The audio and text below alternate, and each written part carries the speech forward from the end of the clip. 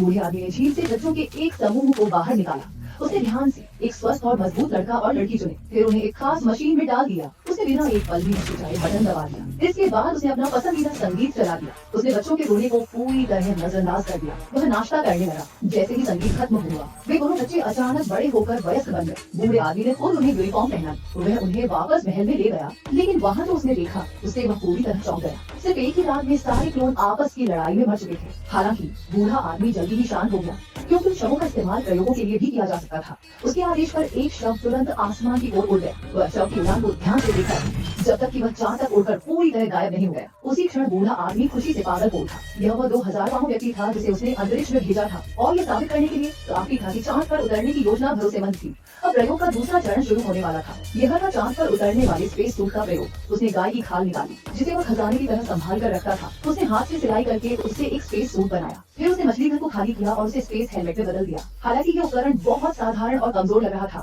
फिर भी बूढ़ा आदमी और क्लोन दोनों आत्मविश्वास से भरे हुए थे। उसने ऑक्सीजन पाइप जोड़ दिया। फिर अपने आदेश से उसने क्लोन के शरीर पर एक रस्सी बांध दी, जो क्लोन भाग्यशाली दिखाई दे रहा था। वह दुर्भाग्य से बर्फ की मूर्ति बन गया। बूढ़ा आदमी गुस्से में लगातार गालियां देता रहा, लेकिन चांद होने के बाद चाहत पर उतरने की योजना जारी रखनी ही थी। उसने पिछली गलती से सबक सीखा। उसने अपना सारा पैसा खर्च करके सबसे अच्छा स्पेस सूट बनवाया। फिर उसने अपने शरीर पर 10,000 किलोमीटर लंबी रस्सी बांधी। उसके नौकर ने प्यार से उसे एक गुलाब दिया, लेकिन बूढ़े आदमी ने उसे ठुकरा दिया, क्योंकि अगर प्रयोग सफल हो जाता तो वह कभी वापस नहीं आता। अंतिम आदेश के साथ बूढ़े आदमी को तुरंत 30,000 मीटर की ऊंचाई तक फेंक दिया गया। उसी क्षण अचानक एक चमकदार रोशनी गुजरी। वह सचमुच सफलतापूर्वक चांद पर उतर गया। लेकिन जिस चीज ने उसे सबसे ज्यादा हैरान किया वह यह थी कि उसके सामने चंद्रमा नहीं, बल्कि ग्रह बृहस्पति था। आसमान में कृत्रिम उपग्रह को देखकर बूढ़ा आदमी बेहद उत्साहित हो गया। उसने जल्दी जल्दी जमीन पर बड़ी क्लोन की बर्फीली मूर्तियां इकट्ठा की और उन्हें एक मदद के संकेत के रूप में सजाया। लेकिन अगले ही पल रस्सी के दूसरे सिरे से अचानक जोरदार खिंचाव हुआ।